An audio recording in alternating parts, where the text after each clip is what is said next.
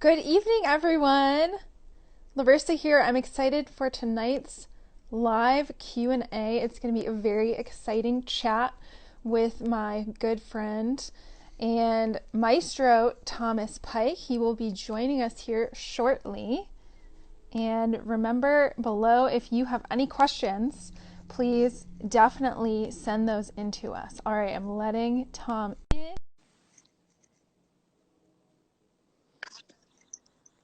Hello! Hello. What's Good to up? see you. Hi. Very excited that you're here. I'm super excited for our chat tonight. Me too. It's going to be fun. Yes. So, just so everyone knows, if you're joining new here, I am doing a set of interviews with fine arts industry professionals. And tonight Super cool. is with Maestro Thomas Pike. Oh. And you have so many talents and you're doing so many things. So why don't we start off with you just introducing yourself? Wow. Okay. Well, I introduced myself. What do you want to know? Like from the Can you beginning or? talk about how you got into the arts Okay. and specifically music and painting? Okay. So art and music with me have always been something that I've done since my childhood. And I would say drawing and the art side came first Okay. through elementary school. And then when fifth grade came along, I joined band on clarinet and quickly moved over to saxophone. And so I started picking up music through that. I went to Hudsonville Public School, which is not too far down the road here. I live in Grandville now, so I haven't moved very far. Anyway, so I started concert band in fifth grade and went up the ladder through that. And about seventh grade, I started playing the bari sax, which I actually got out so that I could show you.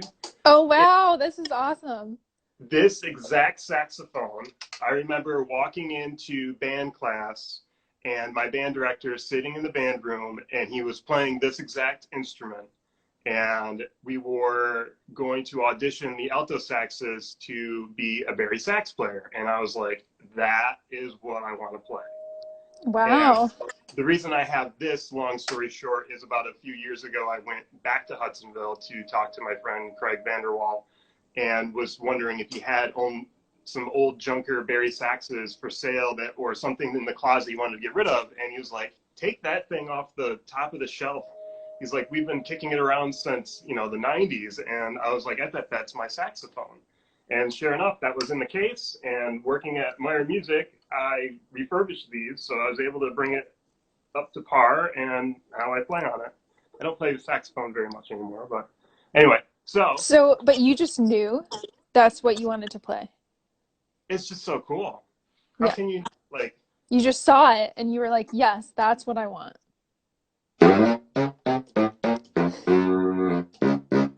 like why wouldn't you want to play this? It's so cool.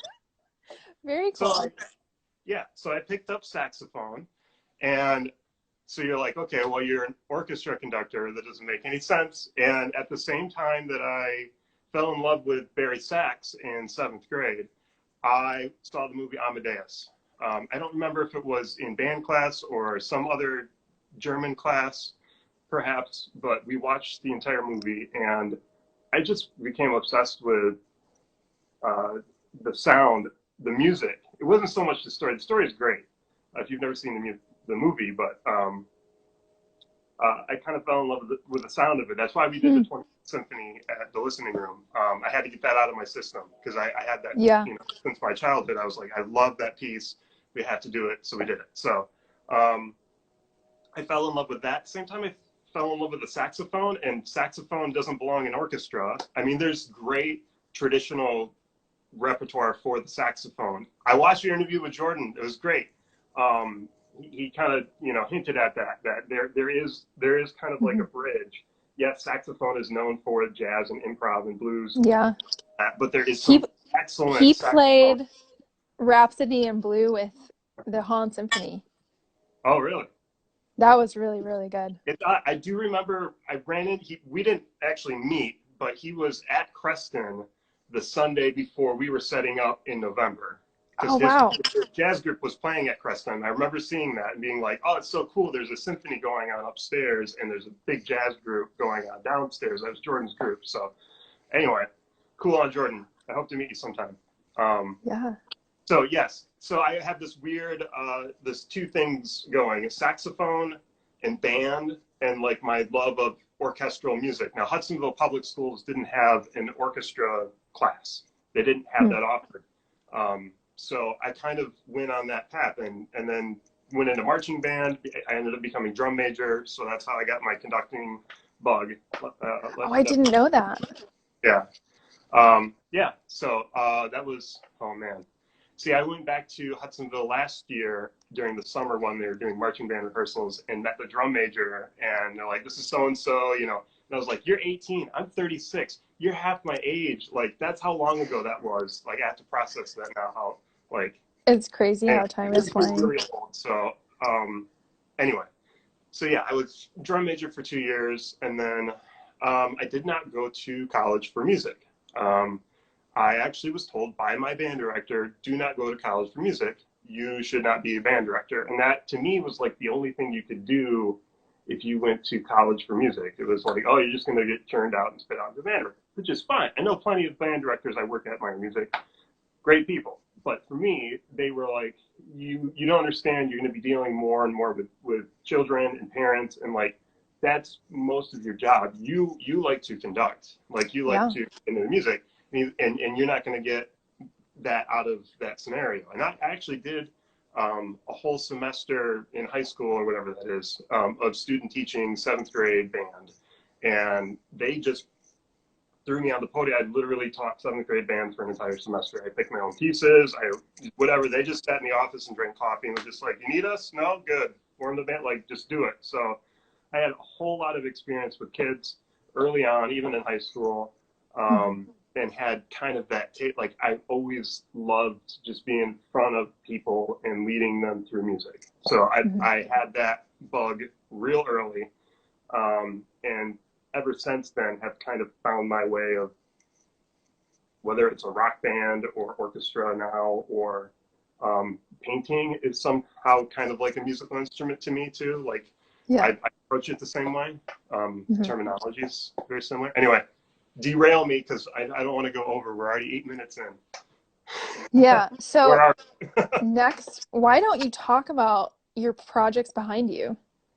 Yeah, okay. So this one is probably one of my better known paintings. I painted that back in 2016. Um, Maybe I'll give you a short introduction of why I paint.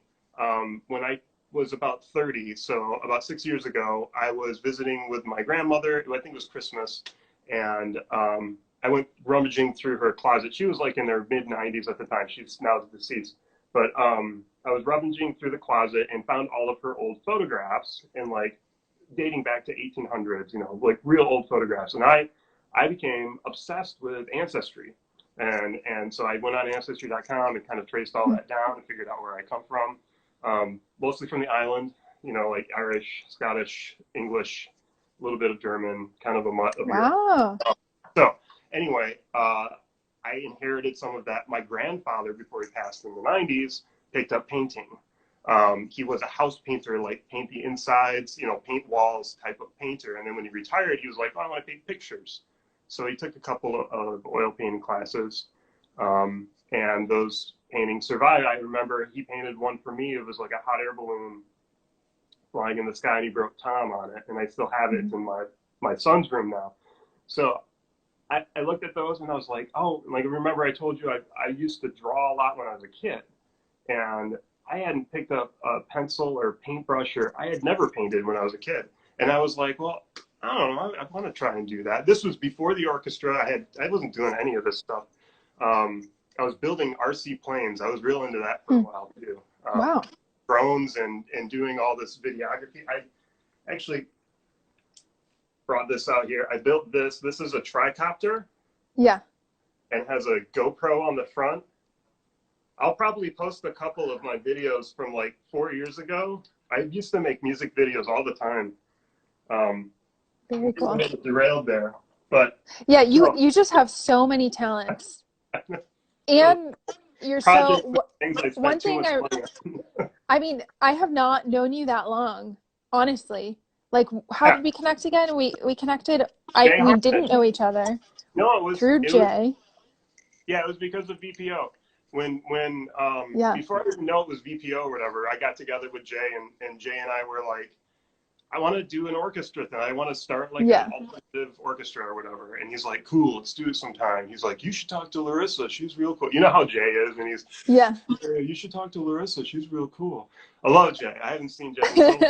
Well, But yeah, I just really appreciate how passionate you are, and I can sense that. And I think I've told you that before, but it's just such an honest and genuine desire yeah, to do what you love.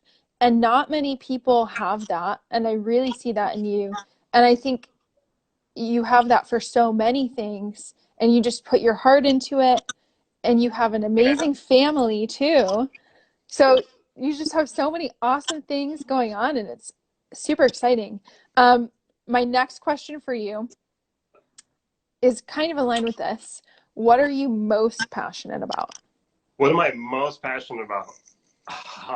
Everything. I don't know. When you sent me that question, I didn't know quite how to answer that. So I did write down a note. Let me read that a second. It kind of freaked me out because I don't. That's hard because I have so many different things. Like I guess seeing the big picture, um, which might sound weird, but whenever you No, that approach, definitely does not sound weird. no, like whenever I approach something, and I feel like when I know a lot of friends and a lot of people that have big dreams or like things they want to accomplish, and they focus on the detail part, and they don't see what the big thing is. And once you realize it's real easy to put the big thing together, I mean, that's not a hard thing to do, but people skip that step. They realize they can't get to step 10 without doing 1 through 9, and then they give up, you know? Yeah. So it's a whole roundabout. Painting's the same way. When I make a picture, I start with brown. Like I do one color, right? Here's a big Mm-hmm. portrait I was doing. This is Wilhelm Steinhammer. He's a Swedish composer. I love him. Second, Oh, check it out. you G know, minor. I'm pretty Swedish, so that's exciting. So I start with one color, right? Uh-huh. And this is about seeing the big picture.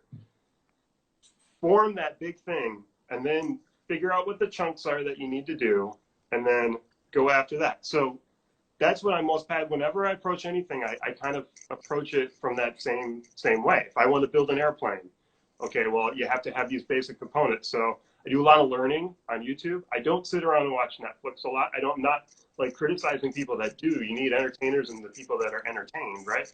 So it's like I don't spend a lot of time being entertained, I guess. When I'm watching something, I do watch a lot of like YouTube. It's all in like Mm-hmm. information, right? It's how to do things. If I need to fix something, if I need to, I don't know, if I'm doing something creative, like doing the video that we're doing now. So I maybe, do I for the mean, what I'm hearing is you're passionate about creating, and I think you're a very gifted visionary. maybe. And that applies to so many things. Yeah. I think this kind of like thinking out of the box thing. Um, I'm not going to say it's the only thing that has guided me this way, but again, I did not go to school for these types of things, and I think some people. I know a lot of musicians. None of this is like criticism. People that get degrees in music or anything. That's not the thing. But I know so many people that burned out on music because they decided to pursue it as a degree, or they went one direction and it wasn't quite the right path for them. And I just know a lot of like part of me doing the orchestras, I want people to play their instruments, like that's part of it. So don't get me wrong when I say that, but part of me thinking out of the box too is I never had those 4 to 6 or 8 years of being in college and learning how it was supposed to be done. I don't know how to do that. Like, I don't know how orchestra is supposed to work, which is part of the fun for me. And I get a lot of joy out of that. Like, Mm-hmm. I come to rehearsal and you guys have to remind me that it's not tremolo, it's tremolo. You know, like, okay, whatever. Like, does that really matter? No, I just do that faster. Or I like, there's a whole, it's not a language barrier. It's just, Yeah. we have fun. It's more relaxed, right? We're just like Mm-hmm. friends trying to figure out what Bach wanted or what Mozart wanted. Mm-hmm. I view it that way, and it's more collaborative. I want to know how you guys want to play things. I don't know, Yeah. but combining things, seeing the big picture, combining all the things, be multifaceted. I guess Mm-hmm. that's another good way of looking at it. Know how to do video production. Like, that's why I commend you, because you're on here, you found a new path. Like, I was talking to Kara about this earlier today, and I was like, I'm going on Larissa's thing. She's like, oh, what is she doing? And she's had like 7 guests on. She's like, good for her. She's staying busy. You know, it's great. It really is, Mm-hmm. because you don't just sit there and be like, oh, the world stopped. Yeah. Yeah, well, it did, and it sucks, but like, make the best of it. And Yep. Mm-hmm. you know, we're doing the video thing. I need a video card. You know, like, I don't have what I need to really make it what I need to make it. But now I'm being forced to do the thing that I always wanted to do this. Like, I didn't need a pandemic to force me to do this, but Yeah. now that we have one, then Yeah. I mean, working with what you have, being resourceful, right. and continuing to create and output things that are Hmm. positive. I mean, I see your work and I think it's positively impacting the community, and I think that's super exciting.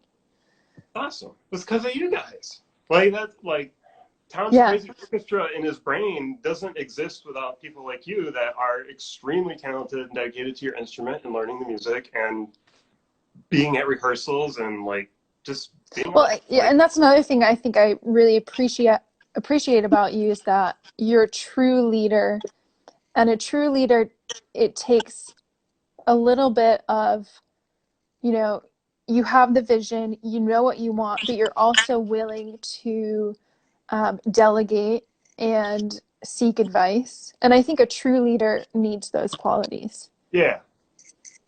One of my friends, he introduced me into kind of like a new word, like gumption. You ever heard that term? Like, you have to like know where you want to go, know that you're not going to get there the way you think you're going to get there, but you're going to get there. And as long as you're willing to learn from your failures, which is another big thing, Mm-hmm. make them often. You're going to make way more failures. Or emails. Oh my gosh, this whole thing, like, before I started an orchestra, like, never knew how many emails I would send out.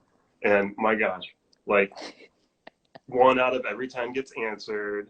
You know, Yeah. like, those types of things. And if you like, the best things, the best dreams and visions people have are the dreams that involve other people. See, when I started painting, painting's a very solitary thing. It's good for me. It's good to have that balance for me, because I like to be with people, which is the orchestra thing. And then this is Mm-hmm. just me. If I fail, it's my failure. You know, like, there's nobody else to blame. Yeah. It challenges me in a different way. I don't have a whole lot of time to paint, but when I do, it's nice. Mm-hmm. Because Okay, I'm gonna go to our audience questions now. please, yes, interrupt me. Okay, so the first one is, what is the hardest decision you've had to make? Oh, I remember reading this one about too. Um, so I thought of two. One is the humorous response to that, which is, what notes out of Mozart's scores do I cut in the woodwinds, because we can't find the people that we need to play them, and then I have to rearrange the woodwind book to sound right, but also not offend.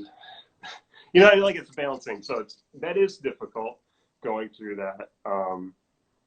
The difficult decisions always involve other people. So I can't really speak to specific instances, but that's really what it is. Mm-hmm.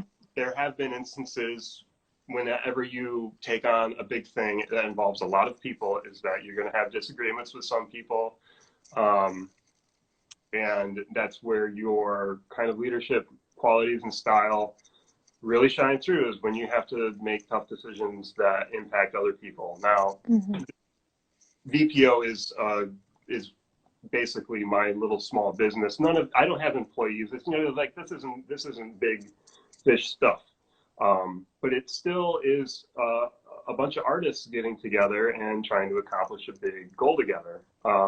And that always brings out, the best and the worst in people. So, yeah, those types of things, things that involve people, those were really hard. And man, no, I'm not going to get into them, but some of those things were very difficult to process. So. Yeah. Okay. The next question is from Emily, and she asked, if the orchestra was like a car, and as the conductor, you are the driver, what qualities do you want in the car? Yeah.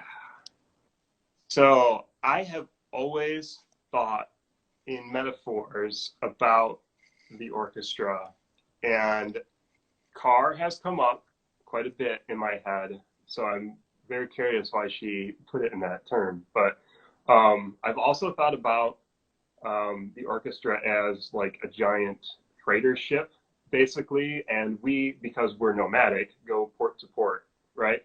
But I think the concept of like building an idea that people can get inside, right? I don't know if I'm necessarily, I'm the driver, but you guys have far more control of the wheel than you think you do. And it really matters to me where you guys are at with what I pick for music, what kind of style we present ourselves as. I mean, just all sorts of little things. Every time I make a decision, it's wagering hundreds of factors, and all of them have people attached to them. And I'm kind of getting lost here. What was the original question? Oh, the car metaphor. That's right. Yeah. Can you read it again so I can answer more succinctly? If the orchestra was like a car, and as you as the conductor are the driver, what qualities do you want in the car? I would say I want a dependable car. I don't want it breaking down on the side of the road. Right. Yeah. That's a good thing. And maybe the metaphor for that, for me anyway, and I've said this in rehearsals before,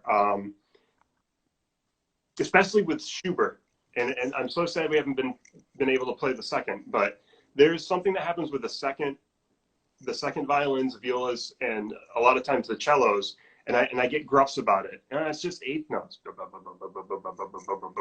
No, you can't think of it that way. You're the rhythm guitar player, right? And the rhythm guitar player is what makes people dance. You're the one that has like the groove. So you have to like feel that, and like, so what I'd want in the car, what I would want in the car is that the people that are driving aren't the people playing the melody. That's not you, right? The first violins, you're going to have all this. If the bass, if everything underneath you isn't driving and pulsing in this certain way, then whatever magic you're doing up here is just not going to be supported, And so if we do the car metaphor, when we're going through a symphony or a movement, the parts that you think aren't as interesting are the most important sometimes. I don't know if I did a really good job of explaining that, but maybe that's a good way of thinking about that metaphor. I like that. Like the parts that you wouldn't maybe see on the car are actually very important. Right. Or the parts like a screw underneath, layers underneath a hood that you don't see. It's there, and there's an impact because of it, and it's super important. And if you take that screw out, the whole car could fall apart. Right. Yes. That's what I'm getting from it. Anyway, okay. So Tom, we have about 6 minutes left. Okay. And do you have any last words for our audience about the importance of art, maybe? And where, because I have a lot of audience members who will probably watch this later and they've never heard of you. They don't know about your art. They don't know about everything you're up to. So maybe you can talk about how people can find your art on Vintage Parlor Orchestra as well. Yes. Yeah. So if you are interested in the orchestra, the best place to go, because I've had so much time to maintain the website, is vpogr.com. Especially if you've never heard of us or have seen any footage or heard any audio. We have a lot of goodies on the website, especially under the archive section.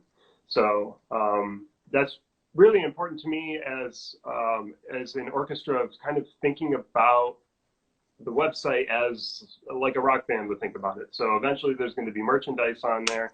It's going to kind of act as a one-stop hub for everything VPO. If you want to find out some things about my paintings or just see them, I do have a Facebook page. It's called The Art of Thomas Pike. I don't update it very often. Recently, I have been painting some more. I have some smaller landscapes and things like these. I don't do a whole lot of large paintings anymore. They just take too much time. But you can find out more about those. There's some cool time lapses of some projects that I've done. Trying to think of anything else. If you do a lot of digging, you can. I started this band like 4 or 5 years ago called the Tims. So you can look the Tims up on Facebook and maybe catch one or two of my songs. I was known for taking classical works and sneaking them into rock tunes. So I took like a 3 or 4 bar cut from Scriabin's Third Symphony and made a jam out of it. That's super cool. Yeah. So, so yeah, that's kind of where I come from. Is more of that world. So when I interact with all of you, it's that's why it's so much fun to me, because I'm just not used to being, the first time I ever conducted an orchestra was VPO's first rehearsal, like in October of 2018. So that's somewhere where I always wanted to head. So I'm really happy that I'm here and doing all this now. That's, I think, all the information I have as far as like where you can find out about me. Is that what you're looking for? Yeah, that's awesome. Good. Okay. Any last words about? No, I just really miss seeing people in person and doing rehearsals and performing live. And I know that's going to come back at some point, and we're all anxious about when that's going to happen. So that's why we're going to push forward with these COVIDs or whatever you want to call them. Like, we'll just keep making more of these until we know that we're going to be able to do what we want to do, and see where that goes. If anything, it'll up our repertoire for next time. We'll have a couple songs and some fun things to do. Yeah. So whatever, we're adapt. Like Yes. that's the most important. That's what you're doing here. Yep.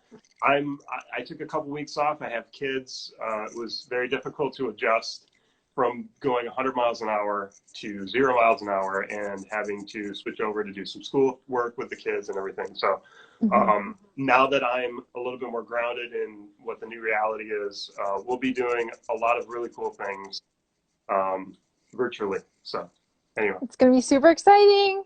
Yeah. All right. Well, this has been wonderful. I learned more about you. Very exciting. Good. Yeah. Well, thank you so much. And I will repost this so everyone can watch it on my YouTube channel. Great. And thank you again. I love your art and I love what you're doing. And I'm so excited to continue to be a part of your vision. Thanks. I'm excited you're a part of it too. Yeah. Wonderful. So, yes. Yeah. All right. Have a great night. You too. Bye. Good night.